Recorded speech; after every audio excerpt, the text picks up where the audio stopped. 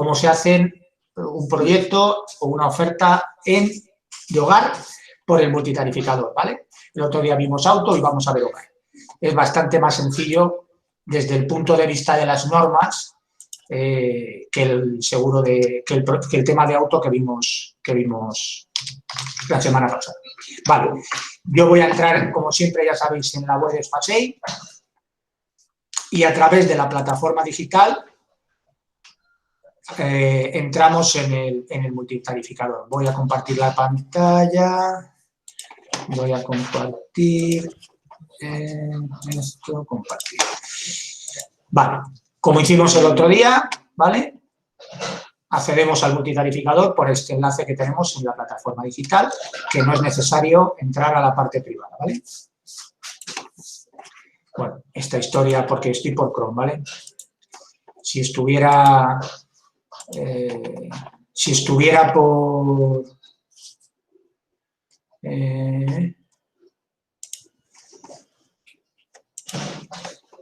si estuviera por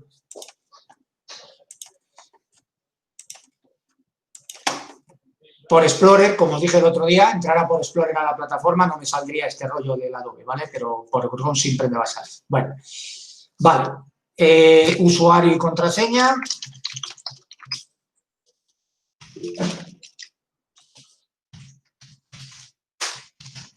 Voy a ver. La contraseña del multitarificador. Vale. Ahí tenemos suerte y la metemos bien a la primera.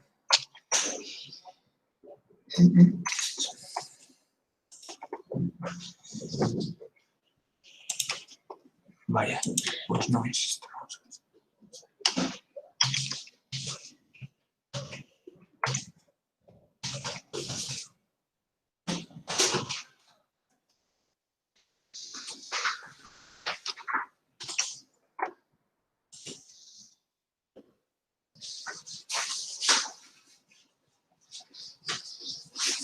Bueno, no sé si he hecho a alguien, ya oiré los gritos. Vale. Sabéis que hoy hay una, por cierto, hoy para los que os hayáis querido apuntar, hay una webinar que os aconsejo que veáis a las 12, me parece que es, o 12:30, no recuerdo, que imparte la BAN sobre la nueva verificación digital de autos en Mapfre, ¿vale? En Mapfre, hasta hace muy pocos días, no se podía emitir nada que no fuera a terceros por el multitarificador. Y desde hace unos días o unas semanas, poco tiempo, ya permiten emitir desde lunas hasta todo riesgo sin franquicia, ¿vale? Antes cualquier cosa que llevara daños, incluido lunas, ya no se podía emitir por el multitarificador porque requería una verificación digital a la hora de emitir la póliza. Ahora ya parece ser que se puede hacer. Hoy nos explicarán cómo es el proceso de verificación digital, ¿vale? A la hora de emitir una póliza con daños y podremos emitir pues, un robo incendio, todo riesgo con franquicia o todos riesgos, habiendo hecho una vez que se ha hecho la verificación digital por parte del cliente, ¿de acuerdo? Hoy nos explicarán cómo es el proceso. Hoy, por ejemplo, sale otra, como veis aquí, de esta compañía, isalud.com, que nosotros no tenemos clave con ella. Estos, como os digo, son informaciones que os irán saliendo cada vez que entréis en el multitarificador hasta que marquéis esta casilla y que ya no queréis verla. Son informaciones sobre informaciones que os irán saliendo de la BAN, ¿vale? Vale, vamos a lo que nos ocupa. Bien, como el otro día, ¿vale? Menú, nuevo presupuesto. Esto ya muchos de vosotros ya sabéis incluso hacerlo porque habéis cotizado por el hogar, por el multitarificador, ¿vale? Vale, el otro día vimos autos, hoy hogar. Marcamos y entramos. Vale. El proceso es mucho más sencillo y las normativas son mucho más sencillas, ¿vale? No os voy a dar tanta brasa con las normas de lo que entra y lo que no entra, lo que se puede hacer o lo que no se puede hacer, como en el auto del otro día. En hogares la cosa es bastante más fácil. Vale. Bien, empezamos. Lo primero que nos pregunta es si el hogar que vamos a cotizar se encuentra en núcleo urbano, urbanización o despoblado, ¿vale? dónde se encuentra el riesgo, ¿vale? Lo habitual, núcleo urbano, urbanización. Despoblado, bueno, nos podemos encontrar en alguna ocasión con viviendas que estén en despoblado, pero no es muy habitual, ¿vale? ¿Qué son viviendas situadas en despoblado? Para las compañías de seguros, con carácter general, porque no todas las compañías son iguales, pero con carácter general, viviendas que se encuentren a más de 1 kilómetro del casco urbano, que no tengan viviendas similares cercanas, es decir, que no haya otras viviendas que acompañen a ese riesgo, y, bueno, pues que estén situadas alejadas de lo que es la población, ¿vale? Eso es lo que considera la compañía como vivienda en despoblado. Lo habitual es que si indicamos que el riesgo se encuentra en despoblado, al final, cuando lleguemos a... Yo os aconsejo que las viviendas que estén en despoblado no las pidáis a nosotros, ¿vale? ¿De acuerdo? O las coticemos por las compañías, ¿vale? Esta es una... no es fácil que os encontréis con viviendas en despoblado, pero yo os aconsejo que no lo hagáis por el multitarificador, porque se os van a quedar prácticamente todas las cotizaciones requeridas o bloqueadas, os van a salir un montón de mensajes en las distintas compañías. Y como os digo siempre, son más fáciles de entender los mensajes por las webs de las compañías que por esta herramienta, ¿vale? La mayoría de compañías os van a bloquear las cotizaciones y nos van a pedir aclaraciones o nos van a pedir que expliquemos en qué situación se encuentra el riesgo, bien explicado, etcétera, ¿vale? Cuando se encuentren los riesgos en despoblado, ¿vale? ¿De acuerdo? Pero, repito, no es habitual que aseguremos viviendas en despoblado, aunque alguna os puede pedir el cliente, en ese caso nos lo solicitáis a nosotros y ya vemos a ver en qué compañías las cotizamos, qué compañías son más, digamos, es más sencillo que nos las emitan o no las coticen, o qué requerimientos nos piden. Hay compañías que te dicen, vale, yo te aseguro la vivienda que está en despoblado, pero este cliente es cliente nuestro, tiene alguna otra póliza con nosotros, tiene otro hogar con nosotros, o sea, algunas compañías nos piden alguna compensación, ¿vale? Bien. Situación, núcleo urbano, urbanización o despoblado, ¿vale? Eso es lo primero. Tipo de vivienda. Piso planta baja, piso intermedio, ático, unifamiliar adosado o unifamiliar independiente, ¿vale? ¿De acuerdo? ¿En qué situación está situado el riesgo? Piso en planta baja es una planta baja, ¿eh? Un primero no es planta baja. O sea, planta baja es lo típico, la típica piso que nosotros cuando andamos por la acera tenemos las ventanas pues a la altura de nuestra cabeza, ¿vale? Es decir, lo que llamaríamos un entresuelo, ese tipo de vivienda, ¿vale? Eso es un piso en planta baja. Una primera altura ya no es un piso en planta baja, ¿vale? Es un piso intermedio, ¿de acuerdo? Ático. Aquí, vale. Cuando coticemos por las compañías, que también haremos una jornada de cotización de hogar en compañías, como lo haremos de auto, veremos que hay compañías que ahí a esta selección de tipo de vivienda añaden una más, que es piso en altura, y luego ático, ¿vale? Es decir, ellos diferencian de piso en altura del ático. ¿Por qué? Porque el ático le consideran la última planta, ¿vale? Es decir, la última altura del edificio, las compañías lo consideran como ático, ¿vale? Entonces, como en el multitarificador esa diferenciación no la hace, cuando estemos ante el último piso de ese edificio, es decir, que nuestro cliente vive en el último piso de ese edificio, lo colocaremos como ático, ¿vale? ¿De acuerdo? Todo esto, lógicamente, influye en el precio, es decir, cada compañía tiene una tasa diferente para cada uno de estos tipos de vivienda. Unas van más caras en un tipo de vivienda y otras van más baratas, ¿vale? Pero eso, la experiencia de cotización os hace ir viendo qué compañía va mejor en ático, en pisos, en últimos pisos, qué compañías van mejor en pisos en planta baja, qué compañías van mejor en unifamiliares adosadas o en unifamiliares independientes, ¿vale? Eso te lo da la experiencia de cotizar, ¿de acuerdo? O preguntarnos a nosotros también, oye, ¿qué compañía va mejor en unifamiliares independientes? Pues nosotros diremos, pues mira, vete a esta y a esta, porque estas otras van más caras, ¿vale? O al revés, ¿de acuerdo? ¿Vale? Pero en el multitarificador no hay una tipo más que os vais a encontrar en otras compañías cuando coticéis por la web, que ahí añaden una que es piso en altura. Es decir, es cualquier piso menos el último piso. Y luego está el ático. Vale, el multi no lo hace. Entonces, cuando tengamos a un cliente con el último planta, indicamos como tipo de vivienda ático, ¿vale? Bien, en este caso vamos a poner que es un piso intermedio. Uso de la vivienda, habitual, secundario, desocupada, ¿vale? si es la vivienda habitual del señor del cliente, del que asegura la vivienda, o es secundaria o está desocupada, la tiene cerrada, ¿de acuerdo? Y bueno, pues ni va él ni va nadie, ¿de acuerdo?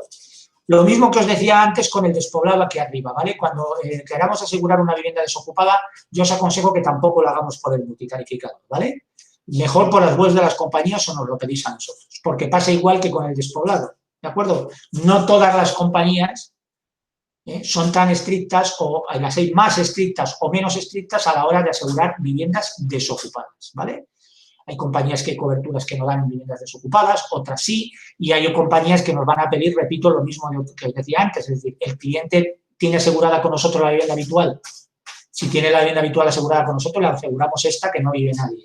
Si no, pues no se la aseguramos, ¿vale? Entonces, todas esas normativas nos las tenéis que consultar, ¿vale? Pero bueno, no os vais a encontrar muy habitualmente con aseguramientos de viviendas desocupadas, ¿vale? ¿Quién asegura?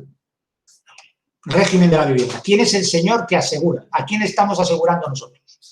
¿Estamos asegurando al propietario de la vivienda? ¿Estamos asegurando al propietario y la vivienda está en alquiler? ¿O estamos asegurando al inquilino?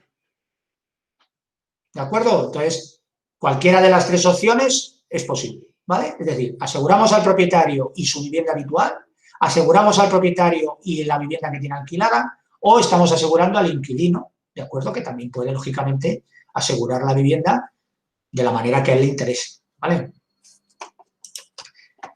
NIF. Vale, ya sabéis que en todas las cotizaciones, prácticamente en todas las compañías y en todos los productos ya nos van a pedir el NIF o el CIF del tomador, ¿vale? NIF, NIE o CIF, ¿vale? Que es lo habitual. Pasaporte os vais a encontrar menos, ¿vale? Porque, indudablemente, un hogar también lo puede contratar un CIF, ¿vale? Y también, por supuesto, un NIE, ¿vale? Bien, lo de siempre, os lo repito, ¿vale? Ya sé que es muy cansino a veces. Poner siempre los NIF correctos, es decir, el NIF del tomador que nos pide la cotización y de quién va a hacer el seguro. No pongamos el nuestro, nos lo inventemos, ¿vale? Porque luego se pueden producir errores. Y luego, por otra cosa muy importante, como ya sabéis, hay filtros que aplican las compañías por NIF. Entonces, a lo mejor hay un determinado cliente que nos está pidiendo una cotización y nosotros no sabemos que ese señor tiene bloqueadas las emisiones, por ejemplo, en MAFRE, o en AXA, o en Reale, o en Plusultra. Y no va a ser posible emitirle la póliza allí porque ese NIF le tienen bloqueado, por el motivo que sea, y no lo van a autorizar. Pues porque haya sido siniestroso o por vete a saber los antecedentes. Entonces, no lo vamos a saber si no ponemos el NIF correcto. Si luego lo ponemos cuando vamos a emitir, nos podemos encontrar con una sorpresa. Entonces, pongamos el correcto. Otra cosa, repito, es que luego el cliente nos lo cambie a mitad del partido, ¿vale? Es decir, que nos diga, cotízamelo a mi nombre, y luego cuando nos diga, oye, hay que emitir la póliza, sí, pero ahora emítemela a nombre de mi mujer. Vale, pues hay que cambiar el NIF y poner el de su mujer, y ya veremos lo que pasa. Pero eso es el cliente, ¿vale? Nosotros solemos cotizar a su nombre, luego lo quiere cambiar, pues lo cambiamos. Que cambia el precio, cambia lo que sea, eso ya lo veremos, pero pongamos los NIF correctos, ¿vale? Bien, bueno, yo me voy a inventar uno.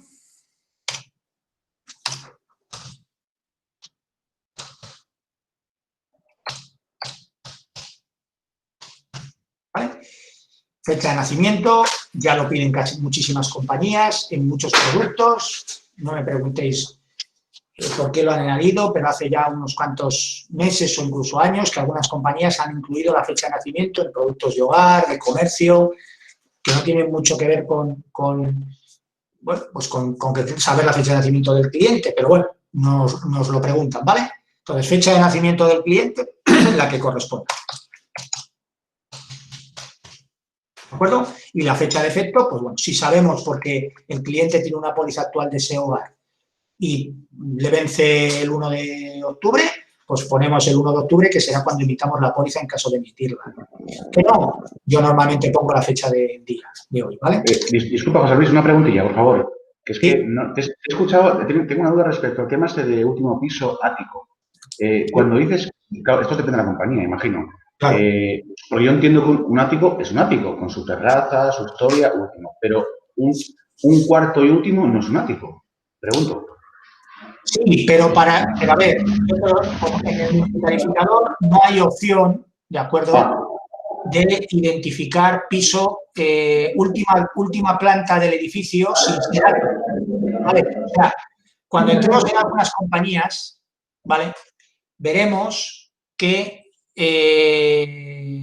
aparte de piso en planta baja, unifamiliar de las distintas maneras y piso en altura, añaden piso última planta y luego, por otro lado, ático, ¿vale? Diferencian entre esos dos.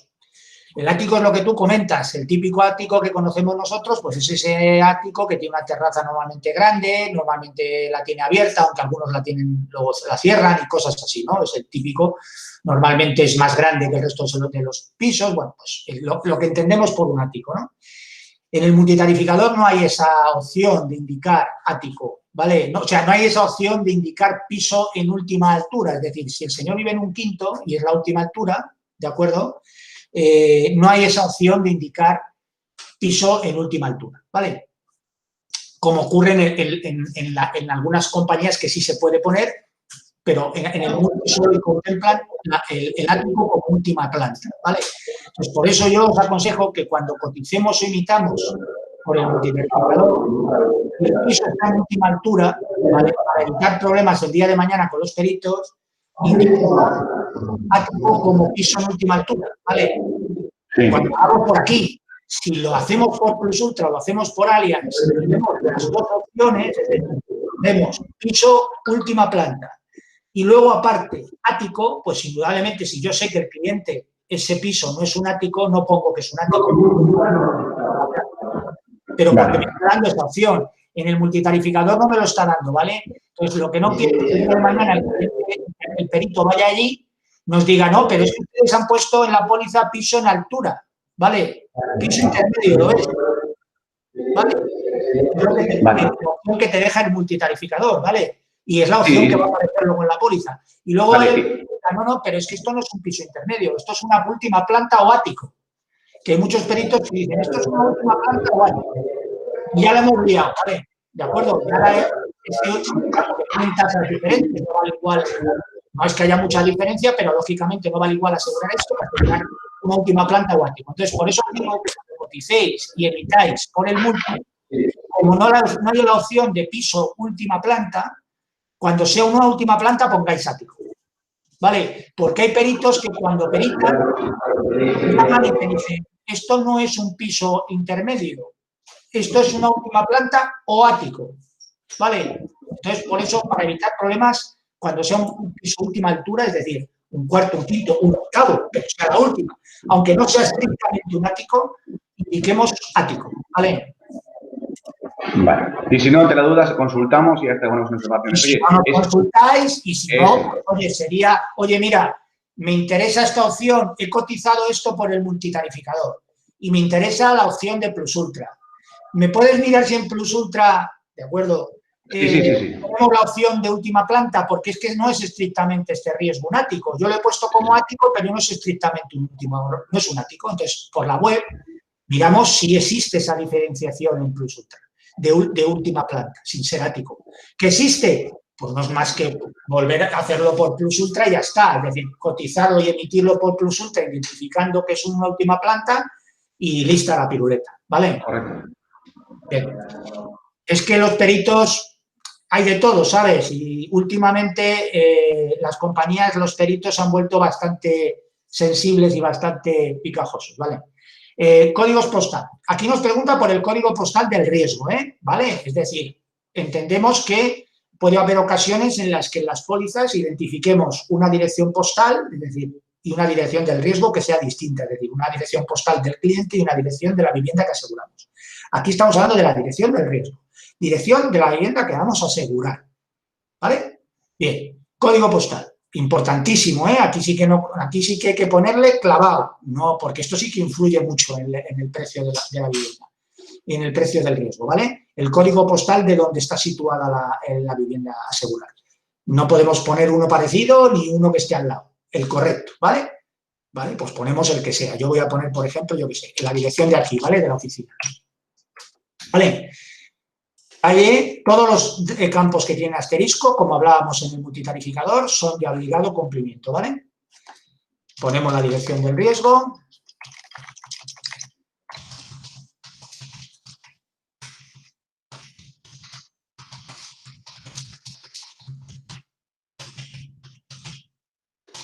¿vale?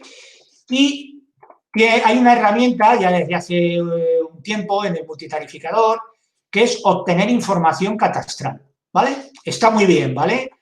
Yo siempre os digo que es muy importante cuando aseguramos un multirriesgo, sobre todo cuando estamos asegurando hogares y comunidades, aunque yo lo extendería también, por supuesto, a comercios y pymes, aunque es más complejo, pero lo extendería también. Siempre que aseguremos un riesgo multirriesgo, es muy importante verificar los datos en catastro, es decir, que los metros cuadrados y el año de construcción que nos está diciendo el cliente son los correctos, ¿vale?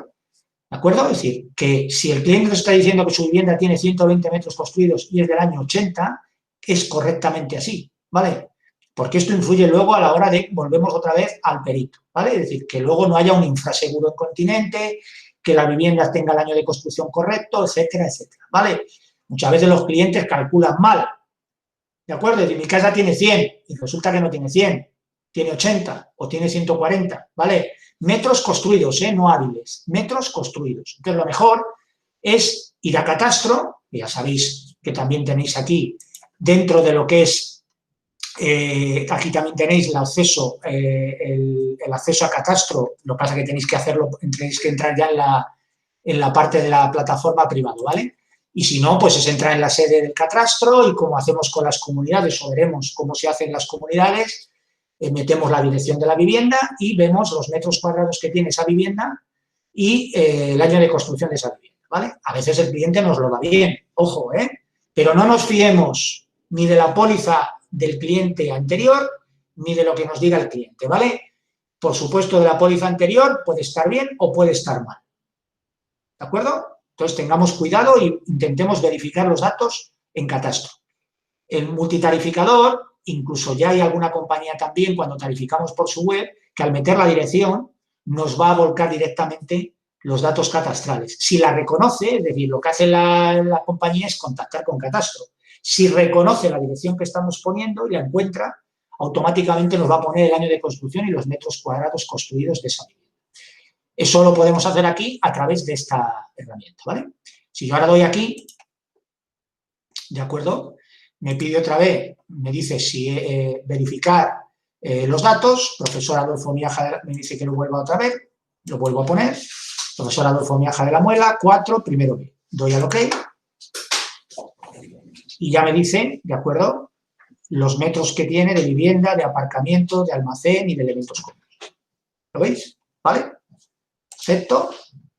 Y ya me los cargamos. Si no lo reconoce, que a veces no lo encuentra, ¿vale? Porque, como sabéis, el catastro es un poco especial. El catastro hay que poner la dirección en concreto como está grabada en catastro. Muchas veces nosotros o el cliente nombramos una calle como la hemos oído siempre y realmente no es el nombre oficial de la calle.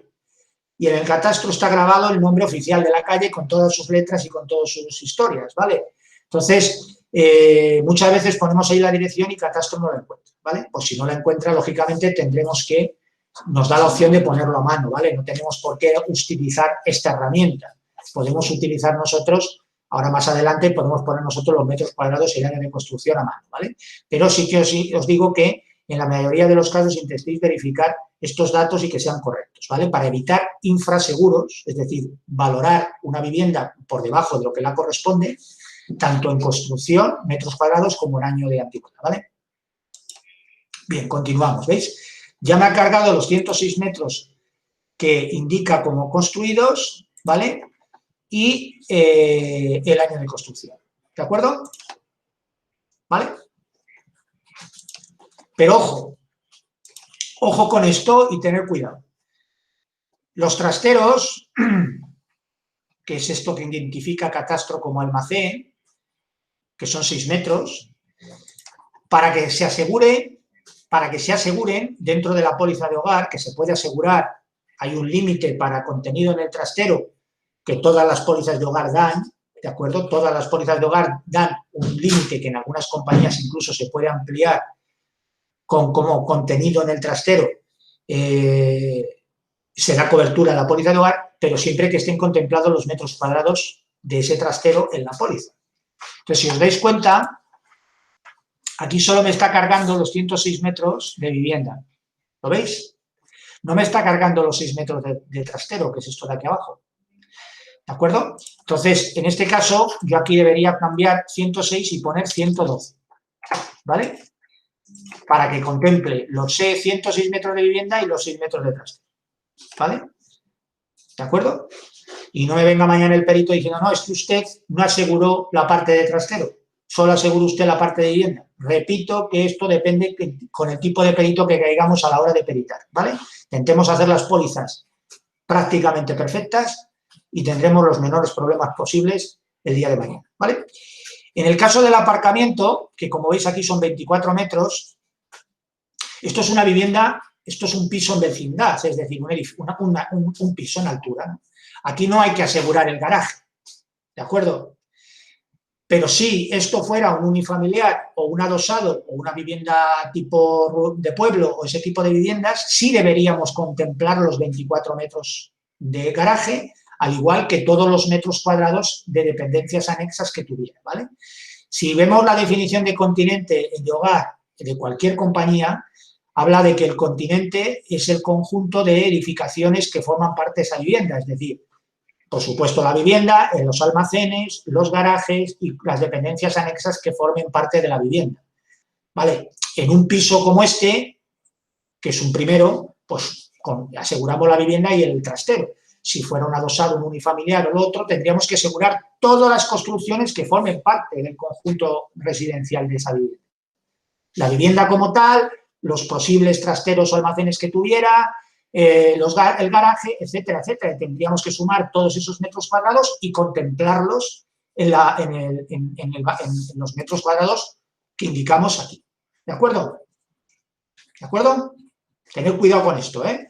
¿Vale? La herramienta esta del que nos da el multi está muy bien, pero hay que pararse un poco y corregir lo que corresponda, ¿vale? Y por supuesto tener en cuenta el tipo de vivienda que estamos asegurando. No es lo mismo un piso que una vivienda unifamiliar, ¿de acuerdo? Bien. Habitaciones, otra chorrada que preguntan las compañías. Yo normalmente pongo 8. Habitaciones son estancias, ¿vale? No las confundamos como habitaciones, porque si habitaciones yo como tal considero que son pues las habitaciones, sin contar la cocina, ni el cuarto de baño, ni las terrazas, ni cosas de esas. Yo, en habitaciones, lo que preguntan son estancias. ¿Cuántas estancias hay en esa vivienda? ¿Vale? Hay 2, hay 5, hay 6, hay 7. Yo cuento todas, ¿vale? Incluido cocinas, cuartos de baño y habitaciones, etcétera, etcétera, ¿eh? Yo normalmente pongo 8 porque si contamos más o menos suelen ser las habituales, es decir, 3 habitaciones, pues puede haber 2 cuartos de baño, ya diríamos a 5, una cocina 6 y pueden tener 2 galerías, ¿vale?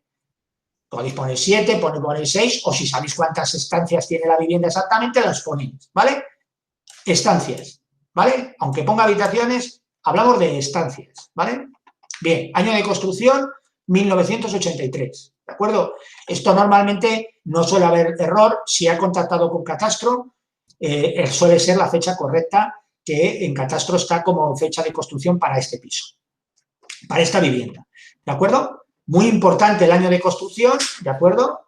Porque, como en cualquier multirriesgo, va en función de la antigüedad de la vivienda, también el valor y luego que se pueda o no se pueda asegurar, que nos pregunte que sea más importante que haya tenido reformas o no haya tenido reformas, ¿vale?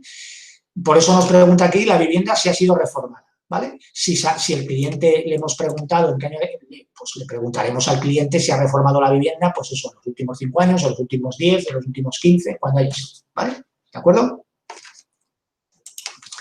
Materiales, lo normal es que sean incombustibles, pero nos podemos encontrar con viviendas, sobre todo tipo más rural, que tengan hasta un 25% de material combustible en su construcción, ¿vale? Aunque sean vigas ornamentales o escaleras de madera, entre pisos de madera, ¿de acuerdo?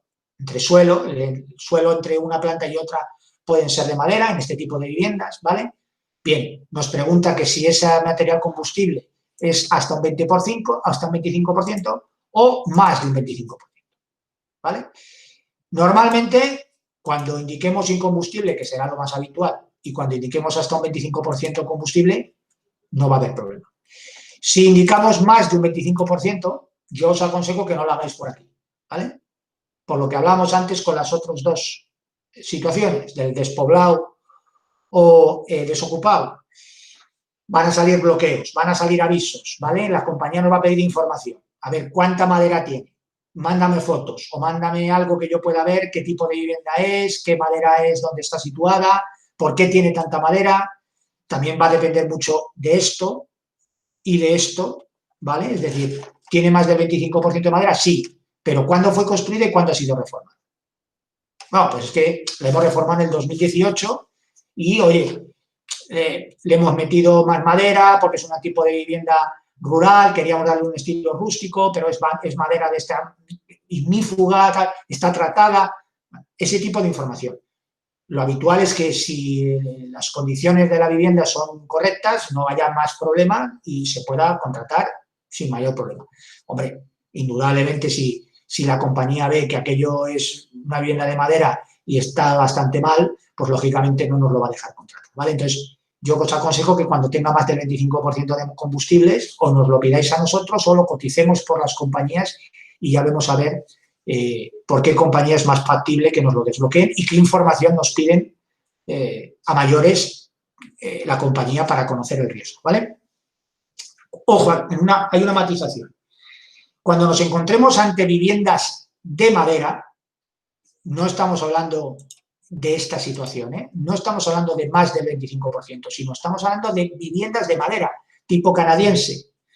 Tampoco nos vamos a encontrar muy habitualmente con ellas, pero tenemos de ese tipo aseguradas. O sea, hay compañeros vuestros que tienen algún cliente con algún tipo de vivienda de ese estilo, vivienda principal o secundaria, ¿vale? Bien sea por un módulo prefabricado de madera o bien sea una vivienda de madera donde a lo mejor los cimientos son de hormigón y tradicionales, pero luego el 80 o el 90% de la construcción es madera, ¿vale?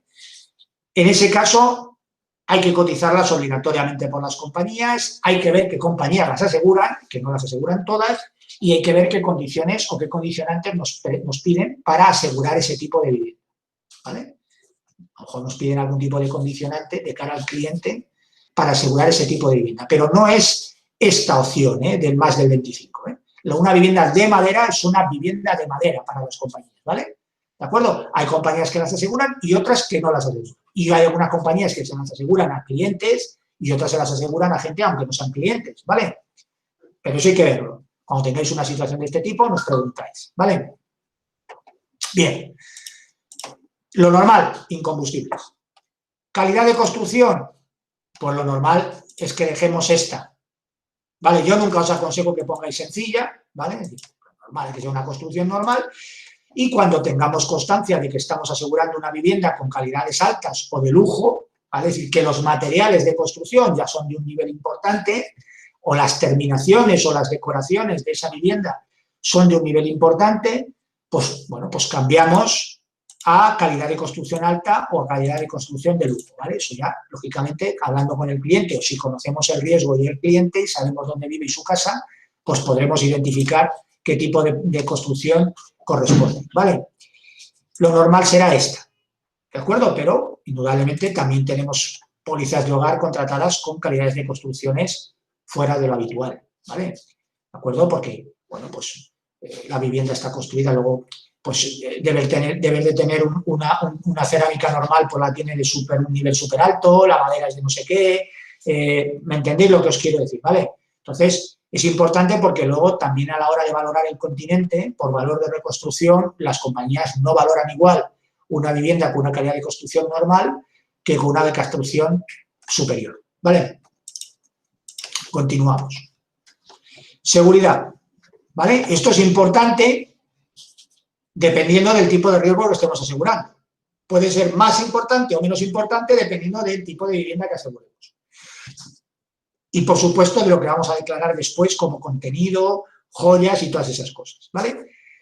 ¿De acuerdo? No suele ser muy trascendente para la mayoría de las viviendas, pero sí es importante cuando ya estamos asegurando viviendas que se salen fuera de lo habitual en determinadas situaciones, ¿vale? Entonces, puerta principal blindada, pues lo mismo. Nos lo tiene que decir el cliente. ¿Tiene puerta principal blindada o no la tiene? ¿Vale? ¿De acuerdo? Puerta secundaria blindada, lo mismo. ¿Rejas en todas las ventanas? Igual. Esto es importante para los pisos en plantas bajas o unifamiliares, ¿vale?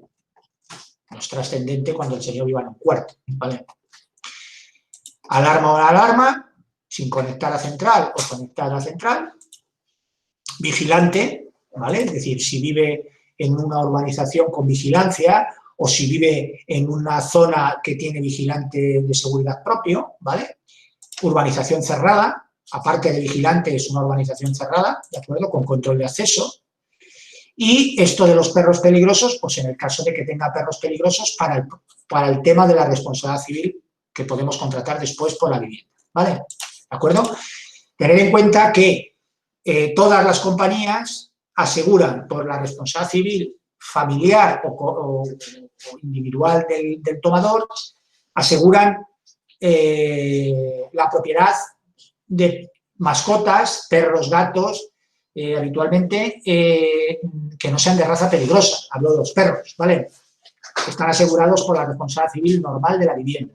No es necesario hacerles una póliza de responsabilidad civil independiente cuando estemos hablando de perros de raza normal. Pero cuando estemos hablando de perros de raza peligrosa, sí es muy importante porque hay compañías que sí los aseguran a través de la póliza de hogar, pero hay que identificarlos como perros de raza peligrosa, y luego hay compañías que no los aseguran por la póliza de hogar y hay que asegurarles pues, su póliza independiente de perro de RC como propietario de perros de raza es considerada peligrosa, ¿vale? ¿De acuerdo? Pero los perros normales están asegurados por la responsabilidad civil de la propia vivienda, la RC familiar de la vivienda, ¿vale? Pero los perros normales, los que están considerados como peligrosos, no. Hay que identificarlos, por ejemplo aquí, cuando os lo está preguntando, o hacerles una póliza de responsabilidad civil independiente por el ramo de responsabilidad civil para propietarios de perros de raza peligrosa. Bien. Capitales. Bien. Continente y contenido. Vale. Como sabéis, todo el mundo ya más o menos sabe lo que es el continente y todo el mundo ya sabe lo que es el contenido. ¿Vale? Definición de continente es lo que os he dicho, es decir, el conjunto de construcciones o que forman parte de la construcción, la decoración de los elementos que conforman la vivienda. ¿Vale? No es lo mismo, repito, lo de antes que hemos hablado de un piso que de un unifamiliar donde nos podemos encontrar con muchas más edificaciones, ¿vale? Y todas hay que identificarlas anteriormente en los metros cuadrados. Contenido, pues todo lo que se encuentra habitualmente en el interior de la vivienda, ¿de acuerdo? Y que está considerado como mobiliario, ajuar, ropa, electrodomésticos, maquinaria de distinto uso, etc. ¿De acuerdo? Eso es el contenido. Son distintos capitales y hay que declararlos, ¿vale? El continente es algo objetivo. Va en función de los metros cuadrados que te hemos indicado de la vivienda. Lo que ocurre es que tenemos que indicar los correctos, como hablábamos antes. Es decir, tenemos que indicar los metros cuadrados correctos. Lo primero tenemos que indicar el tipo de vivienda correcto, porque a partir de ahí empieza el valor de continente. No se asegura igual un continente de un piso en altura o de un piso en una vivienda que un unifamiliar, que un adosado, que una vivienda tipo rural. Cada una tiene un valor de reconstrucción por continente diferente. Entonces, lo primero, empezar por ahí e identificar bien lo que estamos asegurando. Luego, el código postal también influye en el valor de continente, ¿de acuerdo?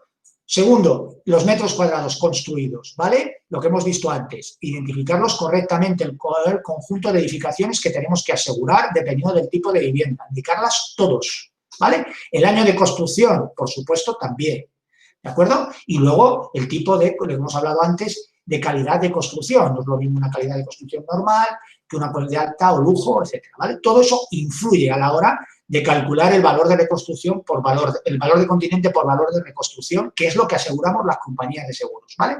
Valor de reconstrucción del continente. No valor de venta ni de compra. Si esa vivienda el cliente la ha podido comprar por 300.000 euros y resulta que por valor de reconstrucción la compañía estima que vale 150.000 reconstruirla. El cliente le ha costado 300.000, pero eso es valor de compra o de venta, valor de mercado. ¿De acuerdo? Eso no es lo que las compañías aseguran en una póliza de seguro. Las pólizas de seguro se aseguran valor de reconstrucción. ¿De acuerdo? ¿De acuerdo? Pero claro, hay que identificar bien desde el principio qué tipo de vivienda estamos asegurando para que todo vaya correcto llegado a este punto. ¿Vale? Bien. Como veis, valor de reposición, valor de reconstrucción. Esto es objetivo, no hay que, aquí no puede, aquí el valor del continente no es lo que nos diga el cliente, a no ser una matización que os voy a hacer ahora. Es objetivo, es en función de los metros cuadrados de su vivienda y todos los demás datos que os he ido diciendo, ¿vale? Bien. Lo mismo, hay una herramienta en el multitarificador que va a sugerir capitales, que si yo ahora lo vais a ver, me va a dar distintos valores de reconstrucción en función de las compañías que tenemos enlazadas en hogar. Como veis, no hay un criterio y lo vamos a ver también en comunidades y lo vamos a ver también en pymes y lo vamos a ver también en comercios. No hay un criterio de cálculo de reconstrucción de las compañías para una misma vivienda con unos mismos metros cuadrados. Es decir, esta vivienda para Liberty, un valor de reconstrucción de 87.000 euros, para Reale 90.000, por ejemplo, y para AXA 89.000. Todas, como veis, más o menos andan parecido. No hay grandes diferencias, pero, como veis, no se ponen de acuerdo en valor de reconstrucción. ¿Vale? Para cada una de ellas, el valor recomendado de continente es el suyo y estaría correcto. Es decir, no caeríamos en infraseguro si en Liberty aseguramos esta vivienda por 87.000 euros y no estaríamos cayendo en infraseguro en continente si esta vivienda la aseguráramos en AXA por 89.000 euros. ¿De acuerdo? ¿Vale? Porque ahí lo que nos están indicando son los valores de reconstrucción que cada compañía tiene designados, ¿vale? Y mientras respetemos esos valores de reconstrucción y recomendados por las compañías en cada compañía, nunca van a aplicarnos infraseguros, siempre, repito, que hayamos indicado los metros cuadrados correctamente, ¿vale? Yo normalmente lo que hago es, al entrar aquí, es simplemente para que me sirva de orientación, ¿vale? Yo veo más o menos por dónde se mueven los capitales de continente, ¿de acuerdo?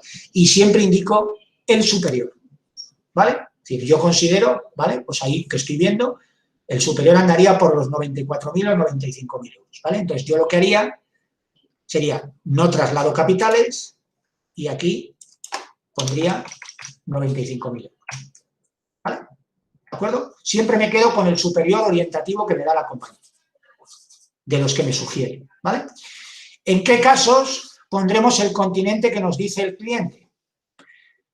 Solo pondremos en el caso del capital que nos diga el cliente, en el caso de que haya una subrogación hipotecaria o un crédito que sustente esta vivienda, ¿vale? Es decir, el cliente tiene un crédito con una entidad bancaria o crediticia en esta vivienda por importe de X, imaginaros, 150.000 euros. Entonces, en ese caso sí que no contemplaré aquí 95.000, sino que contemplaré 150.000. ¿Por qué? Porque el cliente se va a ver obligado a presentar esta póliza de seguro en esa entidad bancaria y va a tener que tener un valor de continente que amortice ese valor de préstamo que tiene y, por tanto, tendrán que ser los 150.000 euros. Pero solo en ese caso. En el resto de casos, yo no voy a ponerlos porque el cliente me diga, no, pero es que a mí me parece poco 95.000. Hombre, a ver, puedo poner 100.000, ¿de acuerdo? Tampoco pasa nada por poner 90, 95, 100, en este caso, ¿de acuerdo? Ahora, lo que no puedo poner son 150, ni 180, ni 200.000 euros porque el cliente me diga que es que su vivienda la compró por no sé cuánto, repito, no aseguramos valor de compra, ni valor de venta, ni valor de mercado, o porque le parece poco 100.000 euros y él quiere poner 170, ¿vale? O sea, las compañías aseguran valor de reconstrucción, no compran metros cuadrados, los metros cuadrados van a estar, es decir, porque se queme la vivienda o se inunde la vivienda, habrá que reconstruir lo que haya que reconstruir, pero indudablemente no hay que comprar nada. Los metros cuadrados ya están ahí, ¿vale? Valor. Como bien me indicabas hace un rato, José Luis, antes del webinar, que aunque el cliente diga de subir el precio porque le ha costado más, podemos subirlo un poco, pero no exageradamente, ¿verdad? O sea, correcto, siempre a lo mejor un 5 o un 10%, pero nunca de una forma desproporcionada. Claro, porque igual que puedes caer en infraseguro, que es muy delicado, porque os aplicarían regla proporcional, es decir, asegurar algo por debajo del valor que la compañía estima que debe estar asegurado, podemos caer en el sobreseguro, que también es algo que no está bien. Es decir, asegurar algo por encima del valor que le corresponde, porque la compañía tampoco le va a cubrir por ese capital. Es decir, esta vivienda, aunque el cliente diga que hay que asegurarla por 200.000 euros, en ningún caso reconstruirla va a valer 200.000 euros. Entonces, la compañía no se va a gastar 200.000 euros en reconstruir esta vivienda por mucho que la tenga en la póliza, y además la diferencia no se la va a desembolsar al cliente. Por tanto, no debemos, lo que comentaba Cándido, que era una pregunta que me preguntaba por correo electrónico, ¿podemos andar subiendo un 5% sobre los valores recomendados siempre? Es decir, lo que no podemos es bajar del valor que nos recomiende la compañía. Es decir, cuando estemos calificando un hogar, un comercio, una comunidad, un multirriesgo, el que sea, si la compañía nos dice que en función de los metros cuadrados construidos que hemos puesto y el año de construcción y el tipo de riesgo que estemos asegurando, el valor recomendado en esa compañía son 100.000 euros, lo que no podemos poner son 90, ni 95, ni 98, ni 80. Hay que poner 100.000. Ese valor recomendado es impepinable, hay que respetarle siempre, porque es de la única manera que no vamos a caer en infraseguro, porque respetamos el valor que recomienda la compañía. Ahora bien, ¿podemos poner algo más? Sí, 105, 110, un 5%, un 10%, lo que comenta Cándido. Ahora lo que no podemos poner es un 50, un 70, un 80, o un 100 o un 150% más, porque el cliente dice que le parece poco el valor de continente. Oiga, no, es el valor de reconstrucción que estima la compañía que vale reconstruir su vivienda en función de los datos que son su casa. ¿De acuerdo? Es que me costó 200.000, sí, pero a ver, le explico, es que no estamos asegurando valor de mercado, estamos asegurando valor de reconstrucción. Usted su vivienda la puede usted comprar por 1 millón de euros, es cosa suya, y la puede vender dentro de 5 años por 20, si hay alguien que se la compre, pero ahí no entran las compañías de seguros, ¿de acuerdo? Valor de reconstrucción, que es lo que se asegura, ¿vale? Podemos jugar un poco por arriba o redondear, ¿vale? Yo no soy partidario de poner 89.600, ni 95.200, ni 93.100. Soy más partidario de redondear los continentes, ¿vale? Siempre a la alza, un poco a la alza, pero un poco, no poner, pues si este señor le pertenecen, como hemos visto, pues unos 100.000 euros de continente ya tirando por alto, pues no vamos a poner ni 150, ni 160, ni 140, ni 200.000 euros, por mucho que el cliente quiera que se lo pongamos, porque lo estamos haciendo mal, ¿vale? A no ser, repito, que haya un crédito hipotecario que obligue a que el valor de continente o por el préstamo de amortizar sea ese importe, ¿vale? Porque la entidad bancaria es el dinero que la compañía de seguro le va a pagar en caso de hacer efectiva esa cláusula hipotecaria, ¿vale? O esa cláusula crediticia, ¿vale? ¿De acuerdo? Pero porque vamos a después a indicar posteriormente que en el apartado que corresponda que hay una hipoteca o hay un préstamo con el número tal en el banco X si hay un siniestro de incendio, explosión, pues lógicamente se va a subrogar a favor de esa entidad crediticia antes que al propietario de la vivienda, ¿vale? Bien, contenido. Esto sí que es lo que nos tiene que decir el cliente. Es decir, el continente es objetivo, pero el contenido no. El contenido sí nos lo tiene que decir el cliente. No lo podemos valorar nosotros. El cliente es el que nos tiene que decir, siempre redondeando un poco el alza, qué hay dentro de su casa, ¿vale? Y lo que hay dentro de su casa, contando que el mobiliario de cocina también es contenido, tenedlo en cuenta, ¿vale? Tanto para las viviendas como propietario, como para las viviendas que el propietario destine a alquiler, si hay mobiliario de cocina en esa vivienda, mobiliario de cocina es contenido, ¿de acuerdo? Entonces, hay que asegurarlo como tal. Y, pues, el resto del contenido que ese señor tenga o señora en su casa, ¿de acuerdo? En muebles, en ropa, en electrodomésticos, en ajuar, en lo que sea, ¿de acuerdo? Eso es contenido, ¿vale? Y todo eso hay que indicarlo ahí, el capital. Y eso nos lo tiene que decir el cliente, porque como habéis visto, cuando hemos dado a sugerir capitales, las compañías también nos sugieren capitales de contenido. Olvidémonos de eso, porque en una vivienda como esta, de 112 metros, habrá clientes que tengan 12.000 euros de contenido y habrá clientes que tengan 100.000 euros de contenido. Todo dependerá de lo que haya dentro de su casa y del valor de las cosas que hayan dentro de su casa. Hay gente que amuebla su casa con muebles del IKEA y hay gente que amuebla su casa con antigüedades que valen un huevo o con una decoración que se ha gastado una pasta. Bueno, pues cada uno es libre de asegurar su casa en función de la pasta que tenga. Entonces, pero eso lo tiene que decir el cliente, ¿vale? ¿De ¿De acuerdo? No podemos fiarnos de lo que la compañía nos diga en cuestión de contenido y, por supuesto, no poner lo que a nosotros nos parezca. El cliente nos lo tiene que decir, ¿vale? Bien, joyas en caja fuerte, joyas fuera de caja fuerte, objetos de valor especial, ¿vale? Vamos a poner el capital de contenido, pues imaginaros que el cliente nos dijo 30.000, ¿vale? Joyas en caja fuerte. Vale. Esta es una compañía que enlaza, esta es una herramienta que enlaza con distintas compañías, ¿vale?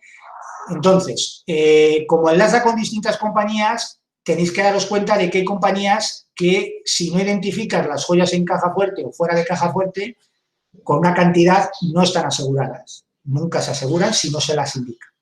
Y, sin embargo, hay otras compañías, que hay unas cuantas, yo os diría que unas varias, por el caso de Reale o Plus Ultra, por ejemplo, incluso AXA, que también da un capital por defecto de joyas, fuera de caja fuerte, que aunque no digas que el cliente tiene joyas, automáticamente su producto te mete 3.000 o 1.500 o un porcentaje sobre el valor de contenido en calidad de joyas. Por ejemplo, Plus Ultra asegura un porcentaje, no sé si es el 5 o el 10%, no recuerdo, del capital de contenido en joyas.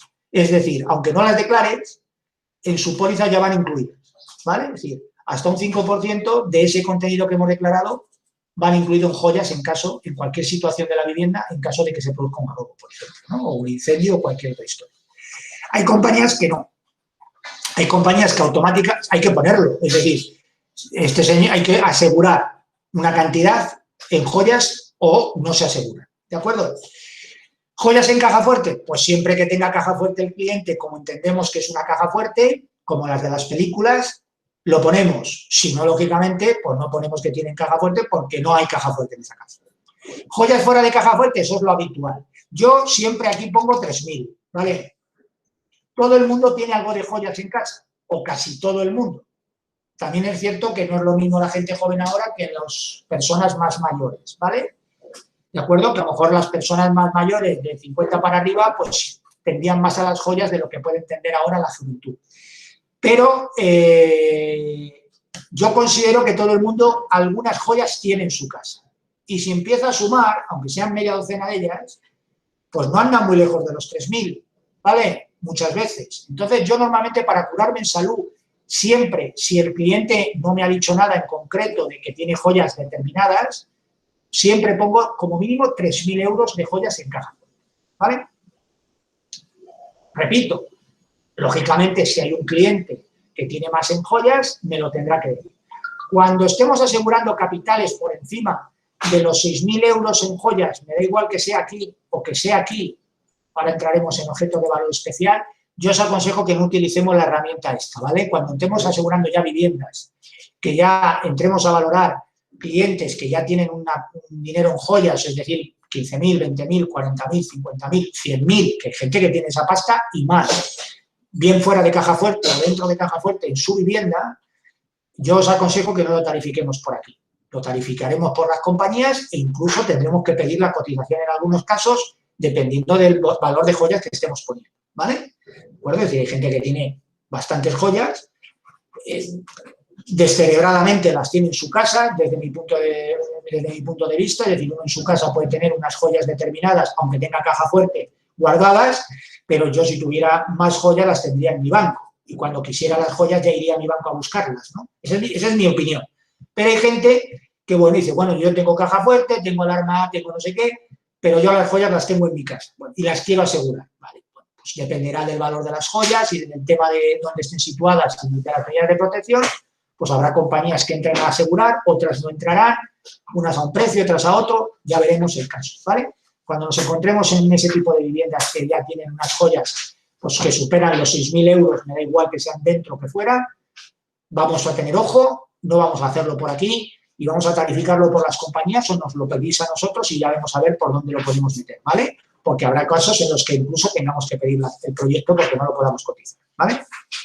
Y objetos de valor especial, con carácter general, os digo lo que son. O sea, digo con carácter general porque no todas las compañías unitariamente identifican como objeto de valor especial el mismo valor. Es decir, hay compañías que a partir de 3.000 euros un objeto determinado del contenido, de aquí, ya lo consideran como objeto de valor especial y no hay que identificarlo dentro de esta partida, sino que hay que identificarlo dentro de una partida propia, que es esa de objeto de valor especial, que luego tendremos que indicar los que son con su valor correspondiente y la suma total será la que pongamos, ¿vale? Pero bueno, eso ya os digo que cuando aquí sean valores pequeños de 3.000, 2.000, 1.000, 4.000, lo podemos tarificar por aquí, ¿vale? Pero cuando ya nos vayamos a valores más importantes, como hablábamos de las joyas, lo haremos por fuera. Con carácter general, repito, porque no todas las compañías son iguales. Hay compañías que ponen 3.000 euros, a partir de 3.000 euros, un objeto ya es un objeto de valor especial y no hay que declararlo dentro del contenido, sino hay que declararlo en su partida correspondiente. Hay compañías que ponen 3.000, otras 5.000, otras 2.500, otras 10.000. Entonces, cuando tengamos una vivienda de este tipo donde hay objetos de valor especial, pues nos preguntáis y ya habrá que ir al condicionado y a la hora de hacer el proyecto veremos de esos objetos que el cliente nos tiene que dar relación, lógicamente, de su valor unitariamente, o sea, de lo que es y de su valor correspondiente por unidades, veremos qué compañías, dónde está el límite por cada compañía y qué tenemos que meter en la partida de objetos de valor especial y qué tendremos que incorporar al contenido normal, porque, repito, dependiendo de dónde se encuentre el valor unitario, lo incorporaremos al contenido o lo tendremos que dejar en objetos de valor especial, ¿vale? Porque hay compañías que son 3.000, otras 2.000, otras 4.000, otras 10.000, ¿vale? Pero eso habrá que ir, en el caso correspondiente, al condicionado general y ver cada compañía dónde marca el límite, ¿vale? Objetos de valor especial, pues pueden ser muchas cosas, ¿vale? Que no son joyas. Colecciones, antigüedades, pieles, colecciones, cuando hablo colecciones pueden ser, imaginaros, todo lo que os penséis, ¿no? Que unitariamente valgan una pasta, ¿no? Una colección de cromos, una colección de cómics, una colección de libros, una colección de monedas, una colección de sellos, lo que sea, ¿vale? Y luego, pues probablemente un mueble determinado que es una antigüedad que cuesta 10 o 12.000 euros, una lámpara que cuesta no sé qué, un cristal que cuesta no sé cuántos, un marco que... O sea, 1.000 cosas, ¿vale? Entonces, eso no se incorpora al contenido normal, sino se contempla como un objeto de valor especial y luego se identifica en la póliza con su valor correspondiente y lo que es, para que el día de mañana, lógicamente, si desaparece, pues lógicamente la compañía tenga constancia de ello y indemnice por lo que corresponda, ¿vale? ¿De acuerdo? Bien. ¿Qué pasó? Vale. Seguimos la pantalla una vez que hemos rellenado esto. Esta pantalla, como habéis visto en auto, nos la saltamos y calculamos. ¿Dudas hasta aquí?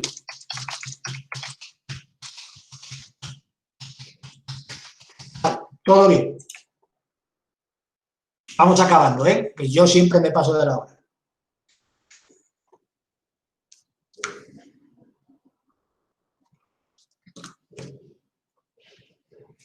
Como os decía en el auto, la experiencia la vais a adquirir cotizando y las dudas os van a surgir cotizando, ¿vale?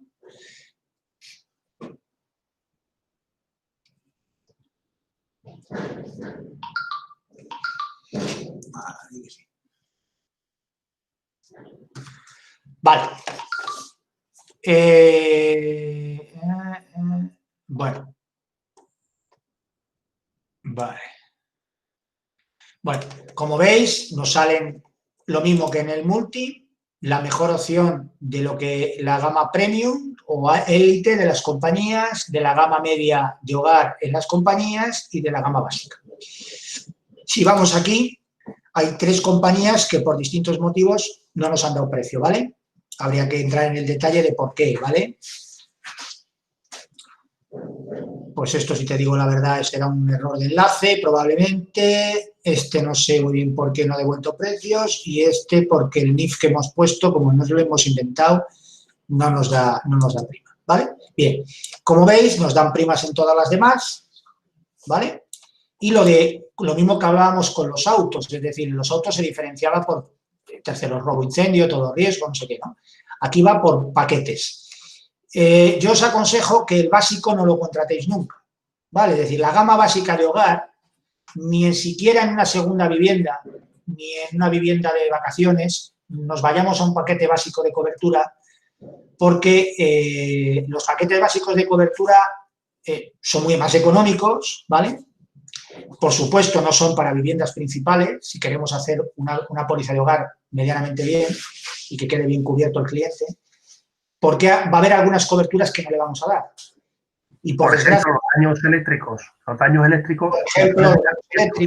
Por ejemplo, los daños eléctricos, por ejemplo, el tema de gastos de desatascos y tal, bien con daños o bien sin daños, tampoco van a estar cubiertos en los paquetes básicos. Y por experiencia, y como podéis comprender, normalmente los siniestros siempre suceden en las coberturas que no le damos al cliente.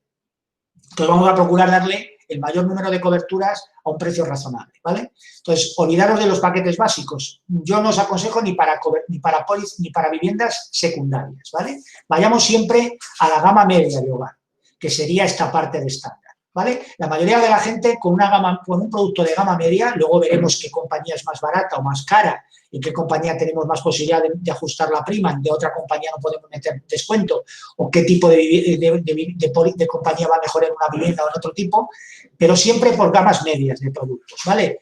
Porque cualquier vivienda está bien asegurada con una gama media. Otra cosa es que luego ya le queramos dar a un cliente un seguro más completo, añadirle coberturas o meterle un seguro VIP porque es un cliente que es especial y su vivienda y su riesgo y no sé qué. Vale, nos vamos a un paquete de cobertura más completo. Pero la mayoría de nosotros con un producto, con una póliza de hogar multirriesgo de gama media, estamos bien asegurados. Luego veremos que podemos completar y añadir y meterle más cosas. Pero con un producto de gama media estamos dándole ya al cliente una muy buena cobertura en su casa. Ahora, con un producto de gama básica le estamos dejando coberturas colgadas. Como comentaba Cándido, los daños eléctricos, algunas coberturas de desatasco, los estéticos son muy limitados, en algunas compañías incluso ni siquiera se lo dan, ¿vale? Las roturas, por ejemplo, hay compañías que solo le aseguran roturas de cristales, no le meten vitrocerámicas. Entonces, cuidado con meterle coberturas básicas a una póliza de hogar, ¿vale? ¿De acuerdo? No suele haber tampoco unas diferencias importantísimas de salida en prima, pero sí de cobertura. Yo me iría siempre a una gama media, es decir, a esta parte. A partir de aquí, lo que queramos. Que luego le queremos dar a ese cliente una gama más premium o VIP, nos vamos a esta. O dentro de esta le añadimos coberturas, ¿vale? Es decir, le metemos alguna cobertura que complemente o añada o quite o suba capital.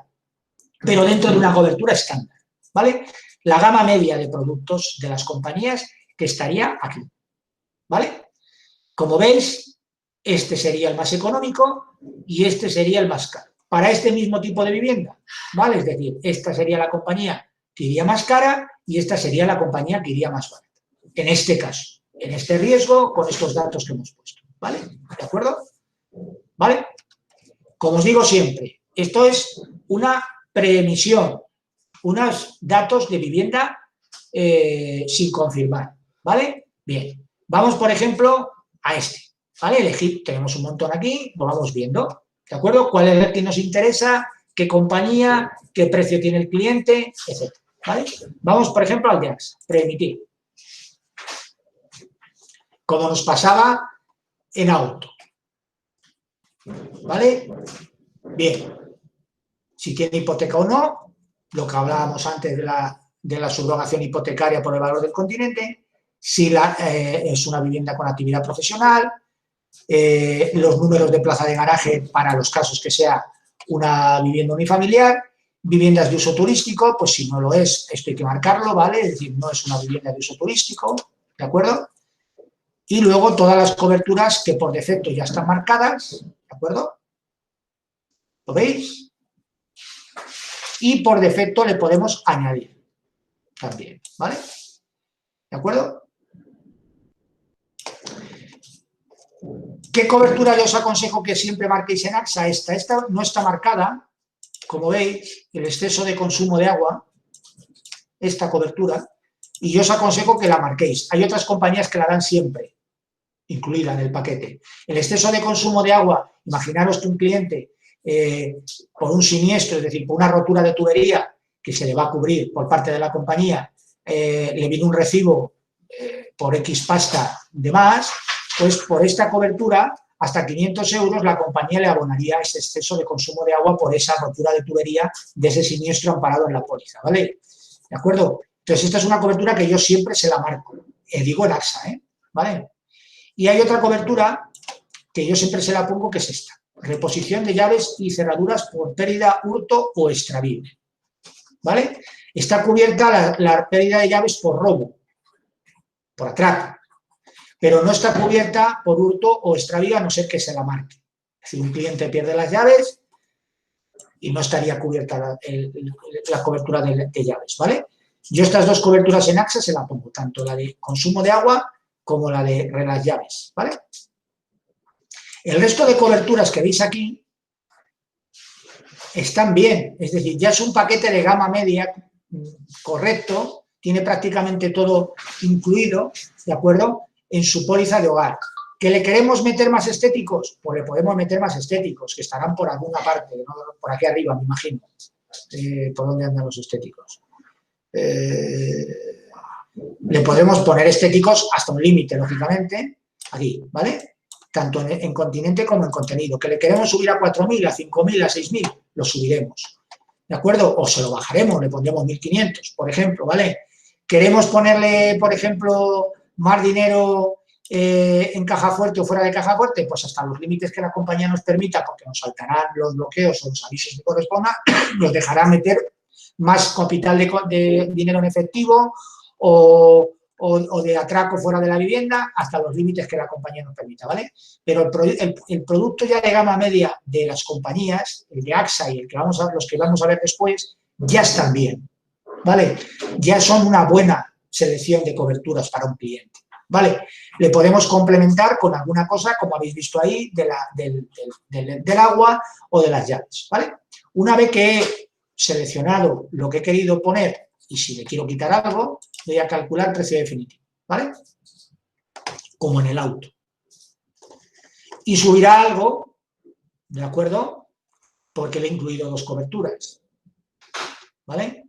¿Vale? Como veis, tampoco es una excesión por las coberturas que le he metido, de 201 a 209, ¿vale? ¿De acuerdo? Y este sería el precio definitivo, ¿de acuerdo?, confirmado, que le puedo facilitar al cliente. Hacemos lo que hacíamos en el auto, añadimos a imprimir y guardamos. Esto es igual. Descuentos. Los descuentos nos les tenéis que preguntar, ¿vale? Porque van cambiando, como en el auto. Nos les tenéis que preguntar, nosotros os diremos, o incluso en algunos casos os les aplicaremos y os mandaremos los proyectos con el descuento. Porque van cambiando. No les tenemos siempre los mismos. Unas veces tenemos unos con unas compañías, otras veces tenemos otros, y en algunos casos no tenemos ninguno. En el caso de producto de AXA, como ocurre en el auto, ya quitaron los descuentos, es decir, ellos en el auto y en el hogar no dan descuento de compañía. Si queremos ajustar el hogar, tendrá que ser ajustando, bajando comisión, igual que en el auto. Si queremos ajustar en el auto, será ajustando, bajando nuestra comisión hasta el límite que la compañía nos permita. ¿De acuerdo? No hay, hablo en hogar y en auto, no en otros productos de AXA, no en comercio, ni en comunidades, ni en pyme, que eso es otra historia. Hablo en auto y en hogar. No hay descuento de compañía ni en auto ni en hogar. Todo va en función de la comisión, es decir, si el hogar de AXA tiene una comisión del 25%, pues reduciendo la comisión al 20%, debe de ser 209, pues a lo mejor nos baja a 200. Si bajamos al 15, pues debe de ser 200, serán 180 o 190, lo que sea. Eso no lo tenéis que pedir a nosotros, ¿vale? Si queréis ceder comisión. Mi consejo, nunca cedáis comisión. Tenemos más compañías, tenemos otras compañías que nos permiten ajustar. Si no entra por AXA, entrará por otra compañía, ¿vale? Pero no cedamos comisión a no ser que sea impepinable y nos veamos abocados a que no tenemos otra solución ni en otras compañías ni en ningún otro sitio. Entonces, y la operación lo merece, ¿vale? Pero un hogar, desde mi punto de vista, a no ser que sea un superhogar, donde debe de ser 200 euros, sean 2.000, yo creo que desde mi punto de vista no debemos nunca jugar con nuestra comisión, ¿vale? Pero repito, y en un auto menos todavía. El producto de AXA, tanto de auto como de hogar, ya lo cambiaron hace tiempo y no permite ajuste de compañía, ¿vale? Es siempre ajuste por comisión. Vale. Volvemos para atrás. Vamos a ver, por ejemplo, este de Reale, ¿vale? Que también es otra compañía con la que trabajamos mucho hogar y con la que tenemos un buen acuerdo de hogar y con la que tiene un muy buen producto de hogar, ¿vale? Como mismo, al medio las garantías optativas, ¿de acuerdo? Es decir, lo que le podemos añadir o ampliar, ¿vale? Como veis, pues yo qué sé, el capital por daños por robo fuera de la vivienda, que se lo podemos subir, capital de bienes refrigerados, que también le podemos poner más. Los daños estéticos, aquí sí que os aconsejo que estos los subáis, porque por defecto en reales son 1.000 euros, como os dais cuenta. Yo habitualmente siempre pongo tanto 3.000 para el continente como para el contenido, ¿de acuerdo? Esto es importante que se lo cambiéis, ¿de acuerdo? Porque reales por defecto da 1.000. Y luego aquí, pues mirad, pues dependiendo del tipo de vivienda, pues la replantación de arboleda y jardín, tenéis eso para los unifamiliares que tengan jardín, lo mismo para los unifamiliares, filtraciones por lluvia con reparación o sin reparación, pero para viviendas unifamiliares, las averías de electrodomésticos, que es una garantía opcional que también se la podemos meter, el vehículo en garaje, que yo os aconsejo que nunca lo cubramos por aquí, por hogar, los garajes, por el valor de los vehículos en garaje, porque ya estarán asegurados y merece la pena por su póliza de vehículo correspondiente, la ruina total de la vivienda, trasteros y jardines, ampliación, ¿vale? Porque, como os decía, hay un capital por defecto que, si no recuerdo mal, creo que son 1.500 euros, lo que será por defecto en reales de contenido en trastero. Si lo hemos contemplado, por eso la importancia de contemplar los metros construidos del trastero anteriormente. Aquí, si queremos ampliar ese capital de contenido en trastero hasta el límite que nos permita la compañía, lógicamente. El capital de responsabilidad civil asegurar de la vivienda, por defecto 300.000, que es lo que suelen dar la mayoría de compañías.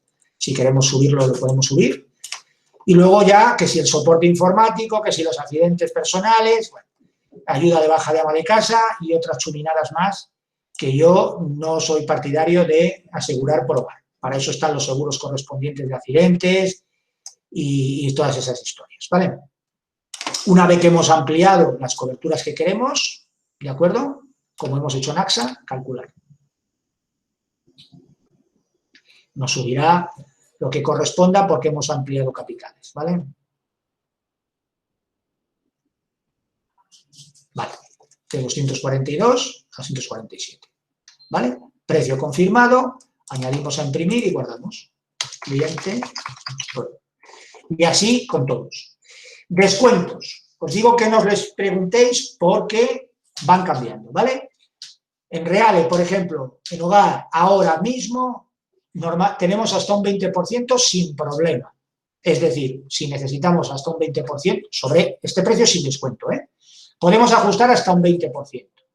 ¿De acuerdo? Es decir, yo aquí podría poner, cambio esto, hasta un 20, ¿lo veis? Y calcular, ¿vale?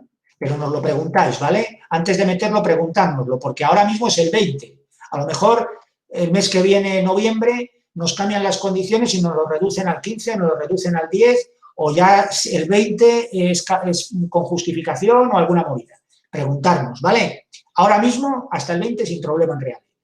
¿De acuerdo? Si necesitamos más de un 20, hasta un 30 como máximo, ya nos van a pedir justificación de competencia, es decir, el cliente tiene otra oferta más barata o la póliza donde lo tiene el cliente actualmente es más económica, ¿vale?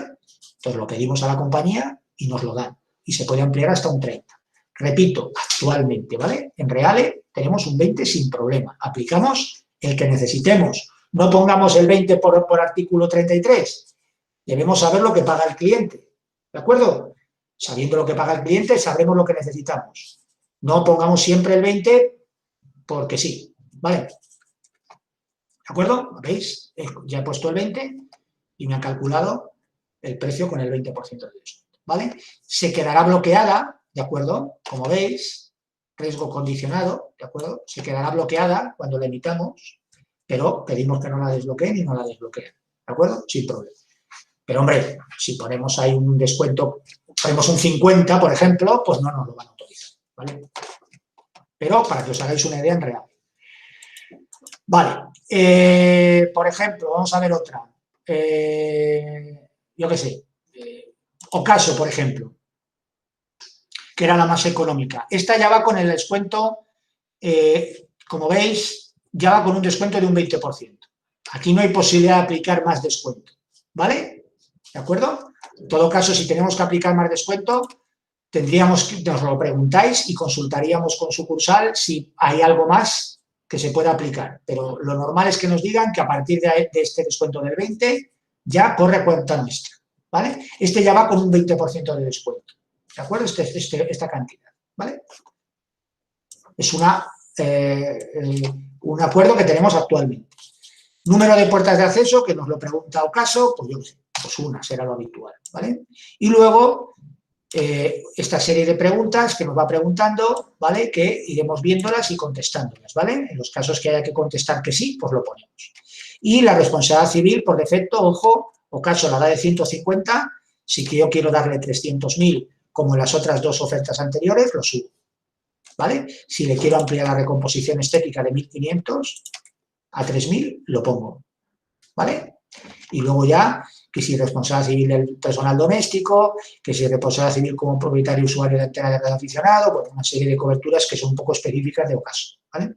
Pero cuidado con esto, ¿eh? Ocaso da por defecto 150 de RC y 1.500 de estéticos, ¿vale? Una vez que cambia...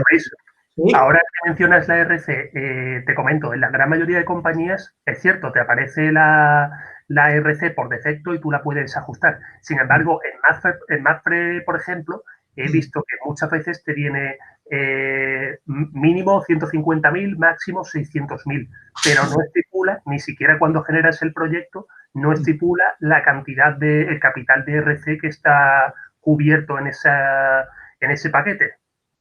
Por defecto, 150. ¿Vale? Ahora lo vemos, ¿vale? Pero por defecto, 150. Valor unitario de una joya o juego de mayor valor, pues esto es otra cosa particular de Ocaso. Si valores unitarios de joyas o juego de mayor valor, pues lo mismo. Si como hemos declarado joyas, os habéis dado cuenta, yo he puesto 3.000 euros, me dice que cuál de todas esas joyas que he puesto 3.000, si hay alguna que valga más de 1.500 euros o que alguna esté entre 1.500 y 3.000, ¿de acuerdo? Lo veis, ¿no? Bueno, lo normal es que esté aquí, ¿no? Que los 3.000 euros que yo he puesto por el conjunto de joyas no haya una que valga más de 1.500 euros, ¿vale? Bueno, fechas de efecto, tal. Una vez que he hecho esto, calcular. Como os digo, ya va con un 20% de ajuste. ¿Vale? Ya lo tenemos aquí. Añadir, guardar.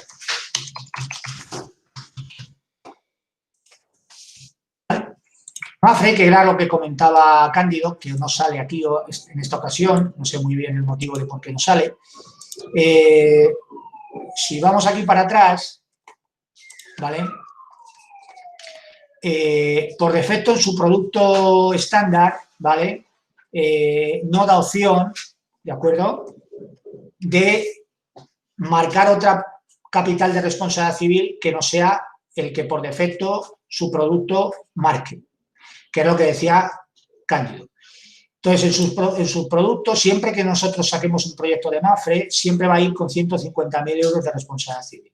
Si queremos que nos den 300.000 o más de 300.000, ya tendremos que enviarle el proyecto a la compañía y que sobre ese proyecto nos lo amplíen ellos a 300.000 euros, pero no da la opción dentro de sus, como hemos visto en Reale o como hemos visto en otras compañías, de ampliar las RCs de 150, 300, lo que queramos poner nosotros, ¿vale? Te dice que sí, que su RC está entre 150 y 600.000, pero te lo dice. No te da la opción de poner tú lo que quieras, ¿vale? Si quieres una RC superior a 150.000, que es la que te va a dar por defecto, hay que pedírsela a la compañía para que sobre el proyecto que hemos hecho, ellos corrijan el capital de responsabilidad civil y nos lo den corregido, ¿vale? Entiendo que en algún momento esto va cambiando, harán mejoras porque les interesa a las compañías también y dentro del multitarificador, como ocurre con otras compañías, permitirá ampliar su capital de responsabilidad civil y poner la capital que queramos nosotros, ¿vale? Bien, habéis visto, ¿no?, cómo hemos ido enviando, ¿vale? Tengo que acabar. porque me he extendido mucho. Habéis visto cómo he ido, se me han manchado porque me he ido para atrás, ¿vale? Habéis visto cómo he ido enviando a la cola de impresión las distintas opciones, como hice en el auto el otro día, ¿vale? Es decir, yo iría seleccionando lo que yo considero que le tengo que presentar al cliente en función de los precios que me han ido saliendo y del precio de referencia que tengo del cliente o de la póliza o de la competencia, y yo al final selecciono una oferta, ¿no? Con las opciones que yo considero, ¿no? Y las coberturas que yo considero que le tengo que dar al cliente en función del riesgo que me ha pedido. Que me tengo que ir a la gama de verde estándar premium, pues me voy a la gama premium, ¿vale? Donde me va a dar otras garantías optativas con otros límites, es decir, me va a dar posibilidad de meter más estéticos, me va a dar posibilidad de subir incluso más el capital de responsabilidad civil, me va a dar la posibilidad de meter la cobertura de todo riesgo accidental, cosa que a lo mejor en el producto de gama estándar, como veis, no me permite, ¿vale? Pero esto ya es en la gama VIP del hogar, ¿vale? Esto ya es para determinados clientes que quieran ya el guay del Paraguay, ¿vale? ¿De acuerdo? Una vez que yo he seleccionado las distintas opciones por imprimir, me pasa lo mismo que hemos hecho en el auto, es decir, yo iría aquí a imprimir y tendría aquí las opciones que he seleccionado o ido seleccionando, iría a seleccionar oferta, me saldría la pantalla, ahora no me sale, me saldría la pantalla donde meto los datos de cliente, nombre, teléfono, etcétera. La opción, como siempre os digo, muy importante, de que aparezcan las coberturas seleccionadas, es decir, como en el auto, es decir, que no solo me aparezcan los precios, sino que me aparezca lo que luego el cliente tiene en cada una de las opciones, va a salir contratado, es decir, una segunda hoja con las coberturas que el cliente tiene en ese paquete, y yo daría a imprimir, ¿vale? Y me descargará el proyecto como hemos visto en el auto, ¿vale? Lo mismo que os digo siempre, ese proyecto, ¿de acuerdo?, que tendremos probablemente, si entro aquí en gestión, alguno, ese proyecto yo os aconsejo, ¿de acuerdo?, que nos le guardemos, ¿vale? Es decir, guardémonos ese proyecto porque ahí tendremos el número de proyecto guardado, tendremos para recuperarlo, etcétera. Es decir, siempre guardémonos ese proyecto, ¿de acuerdo? Porque es muy importante guardarlo y el día de mañana poderlo recuperar, ¿vale? ¿De acuerdo? ¿Dudas?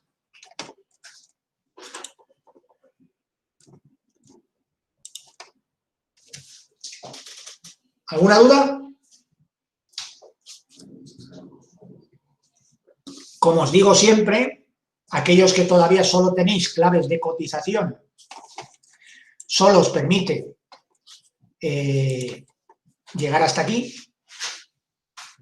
y aquellos que ya veamos que ya le habéis pillado el truco a la cotización de auto y hogar, que es sobre todo para lo que vais a utilizar el multitarificador, aunque también se puede emitir y cotizar salud y vida riesgo, son los productos así más habituales, se os habilita aquí la flecha que os permitirá emitir, ¿vale?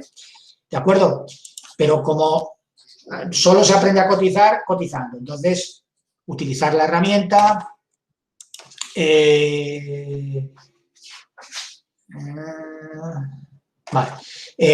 utilizar la herramienta y probarla, porque la única manera de que os salgan dudas y que no sepamos muy bien una cosa o que nos diga otra será utilizando el multitarificador, ¿vale? Que es como vamos a coger la habilidad y la soltura a la hora de cotizar e emitir pólizas de hogar por esta herramienta que, repito, nos soluciona un gran porcentaje de proyectos de hogar y de pólizas de hogar.